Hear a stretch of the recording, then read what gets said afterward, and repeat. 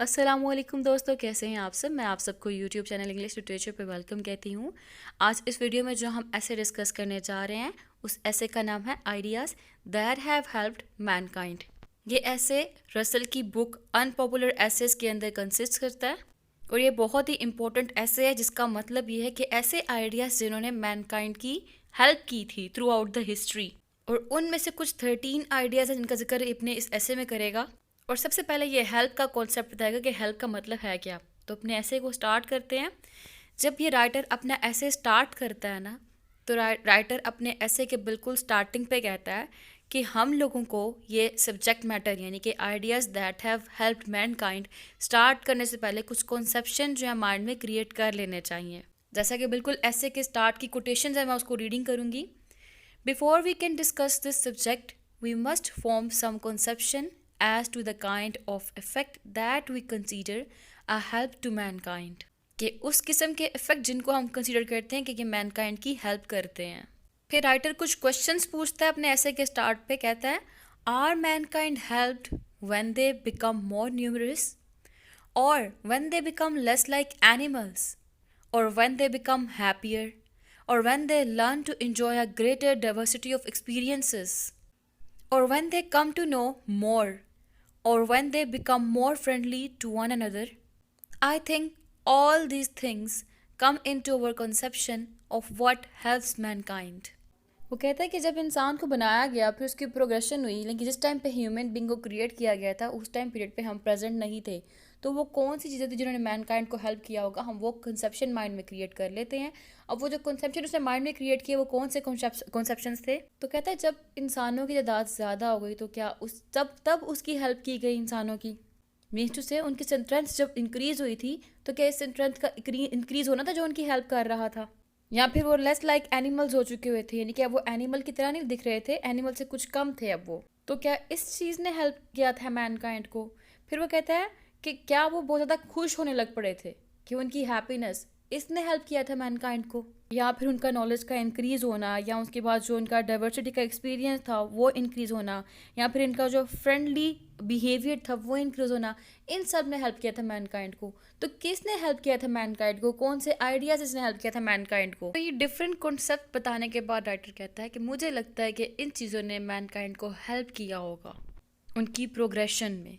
ठीक है, तो ये एक स्टार्टिंग पैराग्राफ था इस ऐसे का, जिसमें राइटर जो है अपने ऐसे को फर्दर डिफाइन करने से पहले एक कॉन्सेप्शन क्रिएट करवाता है और वो हेल्प का जो कॉन्सेप्ट है उसको क्लियर करता है, जिसमें इसके अकॉर्डिंग जिस चीज़ों ने हेल्प किया होगा मैनकाइंड को इसने उसका कुछ नेम बताया। जैसा कि मैंने आपको बताया था कि क्या पता जो ह्यूमन बीइंग की स्ट्रेंथ इंक्रीज़ हो रही थी वो एक रीज़न हो सकता है जिसने हेल्प किया हो मैनकाइंड को, या फिर दे राइजिंग अबव एनिमल लेवल, उसके अलावा नॉलेज, उसके अलावा डाइवर्सिटी ऑफ एक्सपीरियंस, उसके अलावा फ्रेंडलीनेस, ये कुछ आइडियाज़ हो सकते हैं, या फिर हैप्पीनेस, ये कुछ आइडियाज़ हो सकते हैं जिन्होंने हेल्प किया होगा। तो इसके बाद राइटर कहता है कि मैं फर्दर इन्हीं पॉइंट्स को डिफेंड करते हुए आपको कुछ और बताना चाहूँगा। फिर ये अपना इनिशियल पैराग्राफ के बाद सेकंड पैराग्राफ स्टार्ट करता है और उस पैराग्राफ में सबसे पहले बात करता है नंबर्स की। कहता कि जो चीज़ मैनकाइंड को हेल्प की होगी वो होगी नंबर्स, यानी कि इंसानों की तादाद। ठीक है, ह्यूमन ग्रोथ। तो राइटर कहता है कि यहाँ पे एक टाइम ऐसा होगा, एक टाइम ऐसा ज़रूर होगा जब होमोसेपियंस, यानी कि होमोसेपियंस कहते हैं कि इंसान का, कहते हैं नहीं कॉन्सेप्ट क्या है डार्विन की थ्योरी के अकॉर्डिंग कि इंसान बंदर से बना है, ये डार्विन की थ्योरी के अकॉर्डिंग कॉन्सेप्ट है और हमारा इसके ऊपर बिलीफ नहीं है कि इंसान बंदर से बना है। बहरहाल तो डार्विन की थ्योरी के अकॉर्डिंग जो उसने कहा ना जो इंसान बंदर से बना है, वो बंदर की बात हो रही है कि जो होमोसेपियंस थे ना वो बहुत रेयर होते होंगे अपने नंबर पे, उनकी तादाद बहुत कम होती होगी। और वो जो होमोसेपियंस होंगे वो जंगलों के अंदर और उसके अंदर केव्स गार जो होती है उसके अंदर अपनी एक लाइफ गुजार रहे होंगे, टेरिफाइड लाइफ गुजार रहे होंगे। तो जो वो टेरिफाइड लाइफ गुजार रहे थे उस ड्यूरेशन में एक बायोलॉजिकल एडवांटेज आया, एक एडवांसमेंट आई, और इस एडवांसमेंट से क्या हुआ, ह्यूमन की पॉपुलेशन जो है वो ग्रोथ होने लग पड़ी। और उस पॉपुलेशन के बढ़ने के आइडिया को हम कह सकते हैं कि ऐसा आइडिया था जिसने हेल्प किया था मैनकाइंड को। तो इस बात ने डिफरेंट आइडियाज़ दिखाए गए, एक आइडिया ऑफ फायर दिखा दिया गया, एक लिविंग इन केव्स दिखा दिया गया, एक पॉपुलेटिंग का आइडिया दिखा दिया गया। तो ये 3 आइडियाज़ थे बेसिकली जो कि नंबर्स के अंदर डिस्कस किया जा रहा था। फिर इसके बाद बात की गई लेस लाइक एनिमल्स के कॉन्सेप्ट से, सॉरी कॉन्टेक्स्ट में। तो मैनकाइंड जो है वो लेस लाइक एनिमल्स है। किस बेस पे? एक तो एक्वायरिंग स्किल्स के आइडिया की बेस पे, और सेकंड जो है आइडिया ऑफ फोर्थ थॉट की बेस पे, प्लानिंग की बेस पे, कि ह्यूमन बीइंग जो है वो प्लानिंग करता है, ठीक है, वो फोर्थ थॉट रखता है, फ्यूचर में क्या होने वाला उसको लेकर चलता है, ठीक है। उसके पास डिफरेंट स्किल्स होती है, जबकि डिफरेंट एनिमल्स के पास डिफरेंट स्किल्स नहीं होती। तो एक ह्यूमन बीइंग है, उसके पास डिफरेंट स्किल्स होती हैं। तो यही जो चीज़ है ये ह्यूमन को लेस लाइक एनिमल बनाती है। अब उसके बाद जब ये नेक्स्ट आइडिया की बात करता है, वो बात करता है हैप्पीनेस की। तो कहता है as to happiness I am not so sure. तो कहता है he is not sure about it whether happiness played any important role in the progress of mankind और नॉट। क्योंकि हैप्पीनेस जो है ना, ये प्लेयर और अम्यूजमेंट से डिफरेंट होती है। हैप्पीनेस इनसाइड आउट का मैटर होता है, लेकिन कुछ फेक आइडियाज होते हैं जिन्होंने ह्यूमन की हैप्पीनेस को रुइन करके रख दिया हुआ है, तबाह करके रख दिया हुआ है। For example the idea of future telling, ये एक डिस्गाइज्ड ब्लेसिंग है जो कि ह्यूमन बीइंग को फियर और एंजाइटी प्रोवाइड करता है। तो राइटर इसके बारे में कहता है we suffer not only the evils that actually befall us but all those that our intelligence tells us we have reason to fear. तो कहता है man can have amusement and player, मगर उसके पास हैप्पीनेस नहीं हो सकती। हैप्पीनेस अंदर का मामला है और अम्यूजमेंट और प्लेयर जो है वो वक्ती मामला है। फिर वो कहता है अगर हम डाइवर्सिटी की बात करें हैप्पीनेस से, तो एज टू डाइवर्सिटी ऑफ इन्जॉयमेंट्स, तो अगेन इन्जॉयमेंट जो है वो डिफरेंट है। कहता है मुझे याद है कि मैं ना कुछ लाइंस के बारे में रीडिंग कर रहा था, और उसके बाद जो हम लोग मूवी शो देखने के लिए गए थे, लेकिन उस टाइम पे जो मूवी परफॉर्म की जा रही थी उनमें से कोई एक भी ऐसा नहीं था जो कि स्पेक्टिकल से प्लेयर ले सकता। फिर कहता है not only music and poetry and science but football and baseball and alcohol afford no player to animals.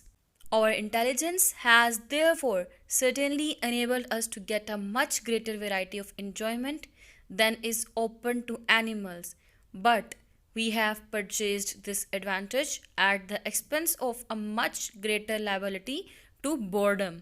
तो ये चीज़ इंडिकेट ये कर रही है कि जो ह्यूमन है, जो एनिमल है, यानी कि ह्यूमन बीइंग जो है वो एक तो एनिमल से सुपीरियर है। किस बेस पे? क्योंकि उसको लिटरेचर की सेंस है, उसको पोइट्री का पता है, गेम्स का पता है, ड्रिंक्स का पता है, सो ऑन, ठीक है। तो इसकी बेस पे उसने क्या किया, अपने आप को बोर्डम से फ्री कर दिया, ठीक है। ये भी एक आइडिया कि उसने अपने आप को बोर्डम से निकाला, बोरियत से निकाल कर एक हैप्पीनेस की स्टेट में लेके आया, इन्जॉयमेंट की स्टेट में लेकर आया। तो ये जो आइडिया, ये भी आइडिया ने ना हेल्प किया होगा ह्यूमन काइंड को, मैन काइंड को। फिर असल ने बात कर दी नॉलेज की। कहता है it is obvious that we know more than animals do and it is common to consider this one of our advantages। तो कहता है नॉलेज का आइडिया भी है जो हम लोगों को डिस्टिंग्विश करता है from the brutes, from the animals, और ये ऐसा आइडिया जो कि हेल्प करता है अगेन मैनकाइंड की भी। फिर ये बात करते हैं सिविलाइजेशन की। कहता है जिसके अंदर ना हम लोगों को सिखाया गया फ्रेंडली बिहेवियर का, फ्रेंडली टूवर्ड्स वन अनदर। कहता है has civilization taught us to be more friendly towards one another. तो कहता है जो फ्रेंडलीनेस का आइडिया है, ब्रदरहुड का आइडिया है, ठीक है, इसने हेल्प तो किया होगा मैनकाइंड को, लेकिन कहीं ना कहीं जब अगर हम बुद्धा की बात करें या क्राइस्ट की बात करें या अदर मोरलिस्ट की बात करें, ये क्या करते हैं, ये ब्रदरहुड को प्रीच करते हैं, ये फ्रेंडलेस को प्रीच करते हैं, लेकिन on the contrary they do not accept friendly attitudes of other. कहता है our intelligence enables us to give emotions and a scope which is denied to even the most savage beast। तो ये तो कुछ ideas चल रहे थे ना जिनको हम लोग फर्दर डिस्कस करेंगे। पहले मैं बता दूं आपको इन आइडियाज़ को फर्दर डिस्कस करने से कि जो रसल है उसने अपने ideas that have helped Mankind को क्लासीफाई किया है दो कैटेगरीज के अंदर, जिसके अंदर नंबर 1 पे आता है टेक्निकल आइडियाज़, नंबर 2 पे आता है moral ideas. Technical ideas related to technicality है। अगर हम बात करें वो आइडियाज़ कैसे किए हैं, जैसे कि मैंने आपको भी स्टार्टिंग में बताया था कि फायर का कॉन्सेप्ट, केव का कॉन्सेप्ट, उससे रेलेवेंट कि जंगल में कैसे जो ह्यूमन बीइंग थे, होमोसेपियंस थे, वो किस तरह रह रहे थे। तो कहते हैं सबसे पहला जो आइडिया है ना, वो आइडिया है यूज़ ऑफ फायर का, कि फायर को किस तरह यूज़ किया था मैनकाइंड ने। फायर को इंसान ने यूज़ किया था वाइल्ड बीस्ट से बचने के लिए, ठीक है, प्रोटेक्शन के लिए। केव में रहते थे वो लोग, और बाद में वही फायर कुकिंग पर्पसेस के लिए यूज़ की जा रही है। फिर फायर के बाद वो बात करता है यूज़ ऑफ लैंग्वेज की, सेकेंड आइडिया, कि ह्यूमन बीइंग ने कम्युनिकेशन के लिए लैंग्वेज को यूज़ किया। लैंग्वेज जो है इसको यूज़ करना एक अच्छा आइडिया था। इनिशियली उन्होंने ओरल लैंग्वेज को यूज़ किया, देन इसको रिटर्न फॉर्म में भी ट्रांसफ़र कर दिया। तो कहता है ये जो लैंग्वेज का आइडिया ना, यूज़ ऑफ लैंग्वेज, ये एक ग्रेट आइडिया था ह्यूमन बींग्स का, जिसको रसल कहता है without it it would have been very difficult to hand over from generation to generation the inventions and discoveries that were gradually made. फिर use of fire और use of language के वो बात करते हैं नेक्स्ट आइडियाज़ के, जो कि taming of animals and invention of agriculture. कहते हैं दोनों आइडियाज़ ऐसे आइडियाज़ हैं जिन्होंने ह्यूमन बीइंग की, मैनकाइंड की बहुत ज़्यादा हेल्प की है प्री हिस्टोरिक टाइम पीरियड के अंदर। फिर रसल फर्दर कहता है कि अगर हम पास्ट टाइम की बात करें ना, प्री हिस्टोरिक टाइम की बात करें, तो उस टाइम पीरियड पे कुछ सुपरस्टिशियस बिलीव्स थे एग्रीकल्चर से ना लिंक्ड करते, कि उनका बिलीफ ये था लोगों का कि अगर हम लोग ज़मीन की फर्टिलाइजेशन के लिए चाहते हैं कि हमारी ज़मीन अच्छी फर्टिलाइजेशन करे, अच्छी जो है ना खुराक, अच्छा अनाज दे, ठीक है, अच्छा फल प्रोवाइड करे, तो वहाँ पे किसी न किसी इन्फेंट्स का हम लोगों को ब्लड जो है वो देना चाहिए हम लोगों को, किसको, ज़मीन को। मीन्स टू से for the sake of good production, ठीक है, एग्रीकल्चर के लिए, गुड प्रोडक्शन के लिए हम लोगों को, फर्टिलाइजेशन के लिए ज़मीन की, हम लोगों को ज़मीन की देवी, उनका बिलीफ था गॉडेस ऑफ अर्थ, उसको किसी न किसी पर्सन की जो कुर्बानी देना, ठीक है, सेक्रीफाइस करना पड़ता था, कि अगर हम ज़मीन की देवी को, गॉडेस ऑफ अर्थ को एक सेक्रीफाइस प्रेजेंट करें, किसी का खून करके गॉडेस ऑफ अर्थ को दें, तो हमारी ज़मीन की पैदावार जो है वो अच्छी होगी। ये बिलीव था उनका, जो कि सुपरस्टिशियस बिलीव था, और इस बिलीव को भी रसल ने क्रिटिसाइज़ किया है, ठीक है। क्रिटिसाइज़ क्यों किया? क्योंकि वहाँ पे डिमांड थी इन्फेंट के ब्लड की, एक चाइल्ड लेबर, ठीक है। अब क्या करता है रसल कंपेयर करता है किस चीज़ को, कि वो जो सुपरस्टिशंस वाला बिलीव था ना, जिसमें वो ब्लड मांगते थे इन्फेंट्स का, उस चीज़ को वो कंपेयर करता है चाइल्ड लेबर के साथ, कि एक बच्चा जो इंडस्ट्री में काम कर रहा है, ठीक है, और कंपेयर करके सटायर करता है, सटायर करके कहता है it has now been discovered that grains will grow and cotton goods can be manufactured without being watered by the blood of infants, कि अगर हम इन्फेंट्स को कुर्बान भी ना करें, उनका खून भी ना प्रोवाइड करें, तब भी जो अर्थ है वो अच्छा जो प्रोडक्शन है प्रोवाइड करती है। ये तो कुछ बात चीज़ होगी ना प्री हिस्टोरिक टाइम की, यानी कि साइंस की डिस्कवरी से पहले की टाइम की। फिर उसके बाद आती है साइंस की डिस्कवरी की बाद की टाइम की, हिस्टोरिक टाइम्स की। हिस्टोरिक टाइम में जिन आइडियाज़ ने हेल्प किया मैनकाइंड को, उसमें मैथमेटिक्स और एस्ट्रोनॉमी आ जाता है, इन शॉर्ट साइंस आ जाता है। तो रसल के अकॉर्डिंग रिसेंट टाइम्स में जो आइडियाज़ हमारे पास कुछ साइंटिस्ट ने प्रेजेंट किए हैं, उसने भी मैनकाइंड की प्रोग्रेशन में बहुत ज़्यादा हेल्प की है। जैसा कि गलीलियो का हमारे पास आता है कॉन्सेप्ट, क्या कहते हैं उसको, डिस्कवरी ऑफ टेलीस्कोप। डेस्कार्ट्स का हमारे पास आता है मैथड ऑफ स्केप्टिसिज्म। लेबनीज का हमारे पास आता है कॉन्सेप्ट ऑफ मोनोडोलॉजी। न्यूटन की discovery of force of gravity. तो ये जो है ये साइंटिस्ट हैं जिन्होंने बड़ा इंपॉर्टेंट रोल अदा किया है किसके अंदर, मैनकाइंड की हेल्प के अंदर। क्या किया इन्होंने, रैशनल थॉट क्रिएट किया है in the mind of human beings. और साइंस की बेस पे, साइंटिफिक डिस्कवरी की बेस पे इंसान के अंदर सेल्फ क्रिटिसिज्म की एबिलिटी पैदा हुई, आइडिया ऑफ सेल्फ क्रिटिसिज्म आ गया और आइडिया ऑफ रैशनलिज्म भी आ गया। अब रसल जो था वो रिलीजन के अगेंस्ट था, क्रिश्चियनिटी के अगेंस्ट था, ठीक है। अब जब रसल रिलीजन के अगेंस्ट था तो वो सपोर्टर था साइंस का, और थ्रू आउट द हिस्ट्री यहाँ पे क्लैश रहा है साइंस बिटवीन रिलीजन, ठीक है, साइंस वर्सेस रिलीजन, इनका क्लैश ही रहा है। तो जब ये रैशनैलिटी की बात करता है ना, तो ये कहता है कि ये आइडियाज़ थे, जैसे कि स्पेशली लॉ ऑफ इनर्शिया, फिर डार्विन की थ्योरी ऑफ एवोल्यूशन, कहते हैं ये आइडियाज़ थे जिन आइडियाज़ ने ना मैन को रैशनल बनाया, लॉजिकल बनाया, और फिर जो उसके फॉल्स बिलीव थे ना क्रिश्चियन डॉक्ट्राइन के, उस बिलीव से वो हट गया। तो साइंस के कंट्रीब्यूशन की बेस पे जो इंसान था ना, जो मैन था, वो क्या हो गया, वो रैशनल हो गया, और रैशनल मैन जो है could not believe in the Christian doctrine of fall of man. Fall of man से क्या मुराद है, डार्विन की थ्योरी क्या कहती है, डार्विन की थ्योरी कहती है कि जो evolution of theory of evolution ना, वो कहती है कि इंसान जो एक जानवर से बना है, पहले वो बांदर था, ठीक है, बंदर से वो फर्दर फर्दर फर्दर बढ़ता गया और वो जाके ह्यूमन बीइंग बन गया, ठीक है। ये मानना है डार्विन की थ्योरी का। अब मेरा सवाल है कि वो बंदर भी कैसे आया फिर। बहरहाल डिफरेंट क्वेश्चन इसके ऊपर उठ जाएंगे, लेकिन इसकी जो थ्योरी ऑफ एवोल्यूशन है ना, अब वो जो थ्योरी जो है कंसिडर की गई रैशनल थ्योरी, ठीक है, जबकि क्रिश्चियंस का बिलीव था कि फॉल ऑफ मैन, के आदमी जो है वो पैदा होता है, ये क्रिश्चियन का बिलीव था, ठीक है। और हमारा बिलीव क्या है, हमारा भी बिलीव यही है कि ह्यूमन बीइंग जो है वो अल्लाह ताला उसको पैदा करता है। लेकिन डार्विन की जो थ्योरी ऑफ एवोल्यूशन आई थी ना, उस थ्योरी ऑफ एवोल्यूशन की बेस पे, और जो था हमारा न्यूटन, उसका जो लॉ ऑफ इनर्शिया था, उस बेस पे रसल कहता है कि जो रैशनल मैन है ना, वो रिलीजन पे भी बिलीव नहीं करता। तो ये तो इसकी फर्स्ट कैटेगरी की हम बात कर रहे थे। अब उसके बाद सेकंड कैटेगरी है जो इसकी, वो है मॉरल आइडियाज़। और उन मॉरल आइडियाज़ में ना, मॉरल आइडियाज़ में सबसे पहला और important idea brotherhood among man का, ठीक है, कि आइडिया ऑफ ब्रदरहुड कहते हैं हम इसको। इसमें रसल कहते हैं डिफरेंट प्रीचर्स जो हैं वो ब्रदरहुड का आइडिया प्रेजेंट तो करते हैं, लेकिन इसको प्रैक्टिस नहीं करते। और इसकी वजह क्या है, इसकी वजह ये कि जो ह्यूमन बीइंग है वो कॉम्प्लेक्स है, मैन जो है वो कॉम्प्लेक्स है। क्यों? क्योंकि वो अप्रिशिएट तो करता है ऑन द वन साइड, ठीक है, किसको, ब्यूटी को, और इन्जॉय करता है इंटेलेक्चुअल को, लेकिन ऑन द अदर हैंड इंसान जो है वो क्यूरलिटी भी क्रिएट करता है, इंसान ग्रीडी भी है, ठीक है, और इंडिफरेंस एटीट्यूड भी शो करता है।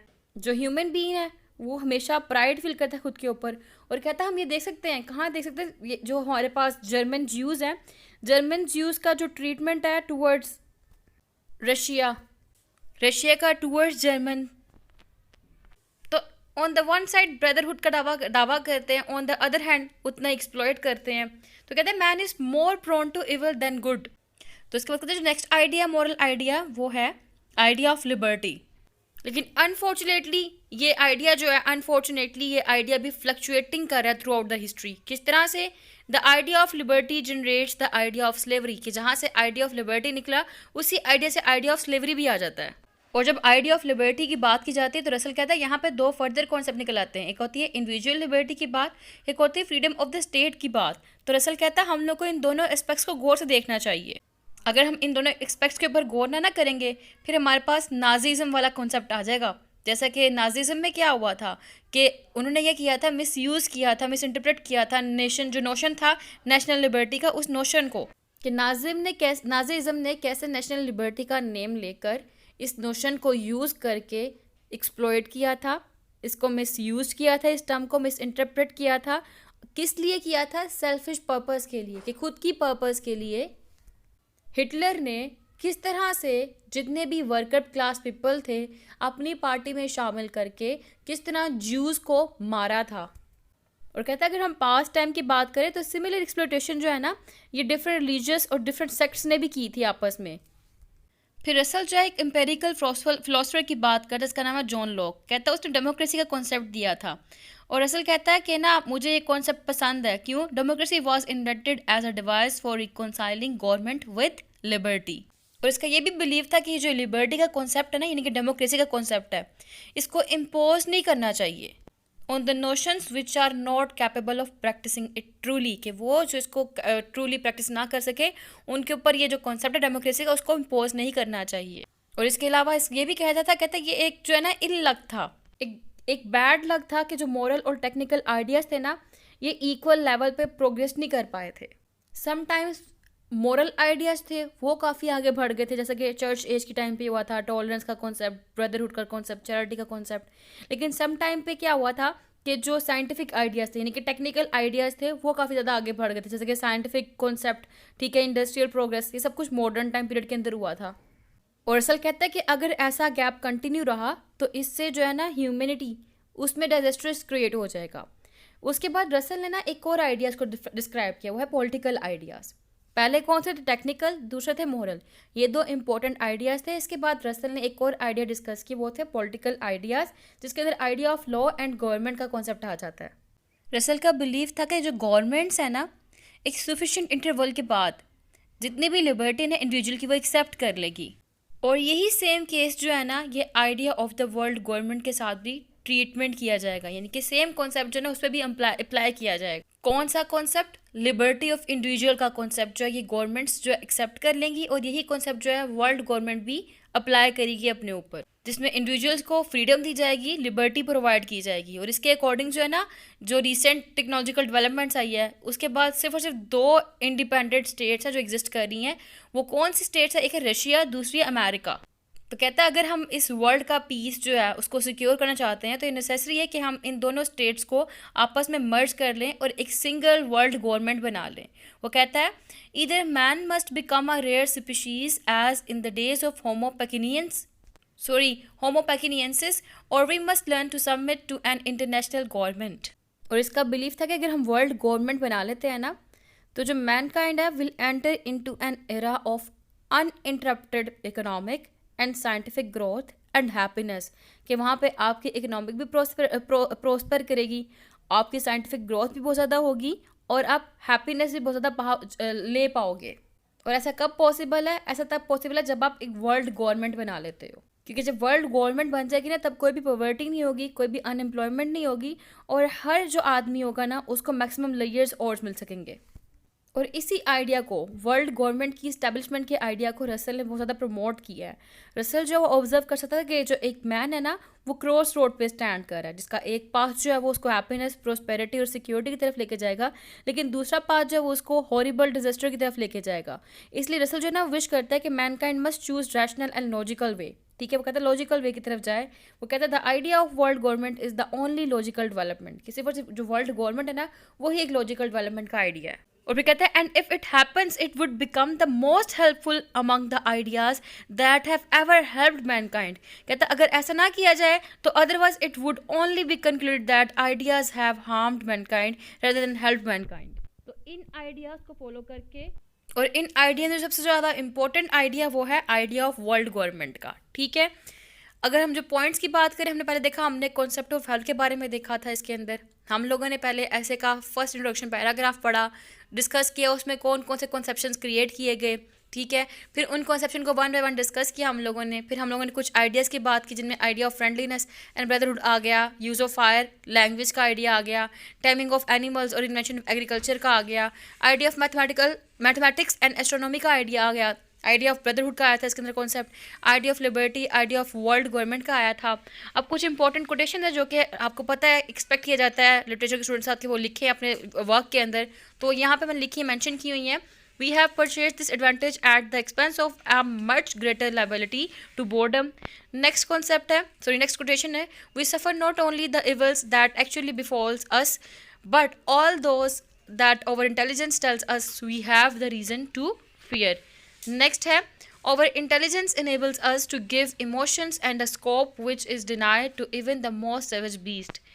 Next है, without it, it would have been very difficult to hand over from generation to generation the inventions and discoveries that were gradually made. Next quotation है, it has now been discovered that grains will grow and cotton goods can be manufactured without being watered by the blood of infants. Next है, man is more prone to evil than good. उससे next है the idea of liberty generates the idea of slavery.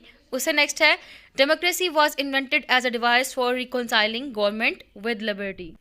इससे next quotation है, either man must become a rare species as in days of homo pekinensis और we must learn to submit to an international government. The idea of government, जो ये next question है, last question है, the idea of government, world government is the only logical development. तो I hope कि आपको सारे concepts clear हो चुके होंगे कि ideas that have helped Mankind वो कौन से आइडियाज़ हैं जिनका रसल ने अपने इस ऐसे के अंदर बताया. टोटल 30 हमने देखे, जिनमें था idea of fire, living in caves, agriculture, acquiring skills, forethought and planning, populating, idea of communicating, language and writing, poetry, games, drama, drink, जो कि बॉर्डम के लिए यूज़ किया गया था, बॉर्डम को दूर करने के लिए, self criticism and rationalism, evolution, और charity and hospital, science, law and government. ये मैंने आपको समरी बता दी ओवरऑल जो हमने वन बाय वन डिस्कस किया है इनके अंदर. और आई होप कि आपको अच्छे से समझ आ चुका होगा. कोई कन्फ्यूजन हुई तो दोबारा वीडियो देखिएगा, फिर समझना है तो आप कमेंट में क्वेश्चन करके पूछ सकते हैं, मैं आपको रिस्पॉन्स ज़रूर करूँगी. दुआ में खास याद रखिएगा. अल्लाह हाफिज़.